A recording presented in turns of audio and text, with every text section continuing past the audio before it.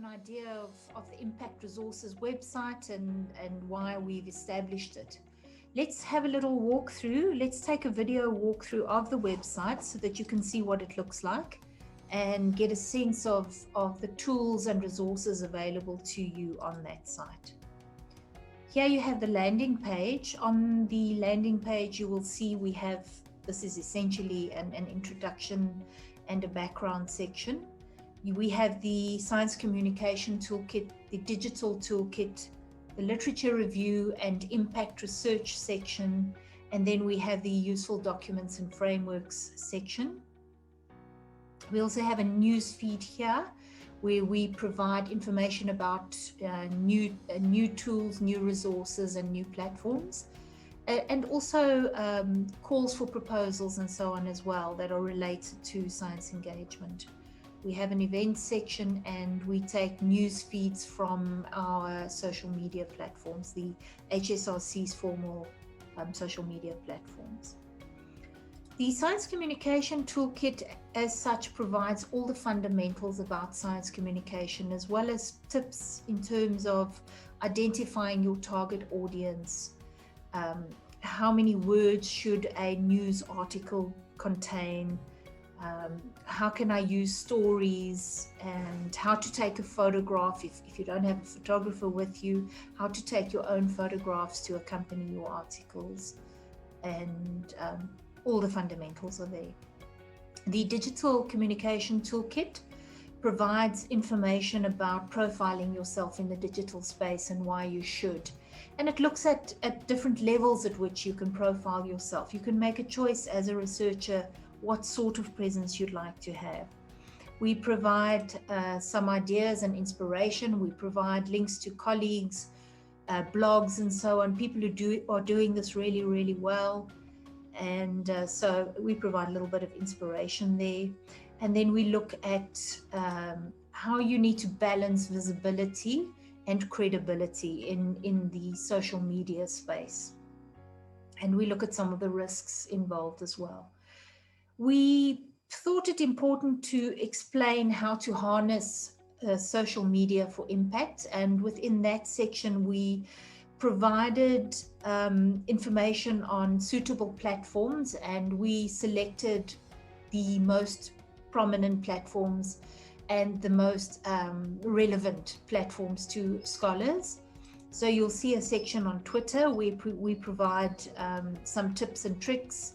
We also provide some reasons why Twitter is a useful platform to have a presence.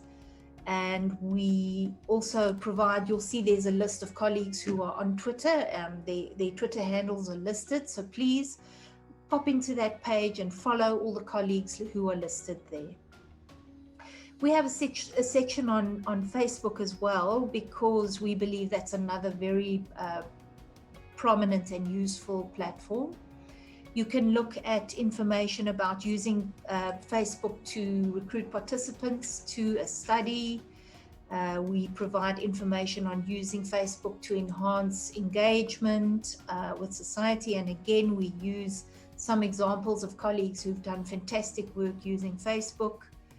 And then finally, we look at how to use Facebook basically to share your results for the purposes of dissemination. We have a section on digital storytelling. This is an extremely powerful tool, and we have quite a comprehensive section there. Go and have a look at, for example, using video to tell interesting stories.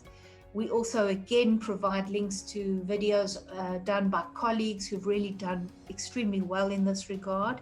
A little bit of inspiration for those of you who are looking at starting out in doing this. We have a section on data visualization. I mean, you all use graphs and tables with your stories, but take it to the next level and generate actual data visualization, interactive data visualization, websites, multimedia storytelling, etc. Yeah, so that's that. And then the final section looks at the new frontiers, artificial intelligence and virtual reality, and so on and so forth.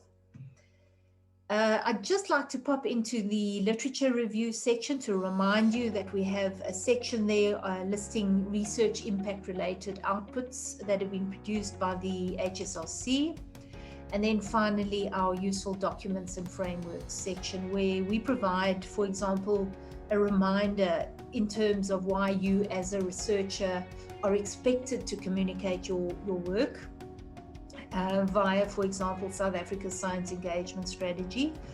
Download it, have a read through and see. It also provides why you should do this, and not necessarily the how, but it does provide the guidelines of what is expected of you as a researcher receiving public funds. So yeah, that's essentially the site. I would say as well that the news section is worth a regular visit, because there are ongoing new items posted there, useful items. For example, this week there was a new science communication guide that was launched, and you can very quickly and easily go and access and download that particular guide. Right, yeah, so that's the site. So let's chat a little bit more now about it.